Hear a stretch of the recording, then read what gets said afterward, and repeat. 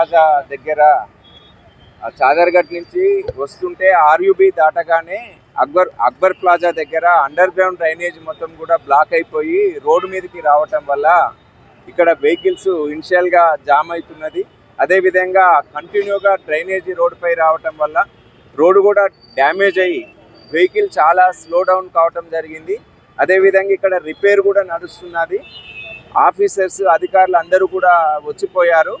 మరి వాహనదారులకు మేము చేసే విజ్ఞప్తి ఏమిటంటే ఇక్కడ ట్రాఫిక్ చాలా స్లోగా వెళ్ళటం వల్ల మొత్తం కూడా ట్రాఫిక్ జామ్ అవుతున్నది.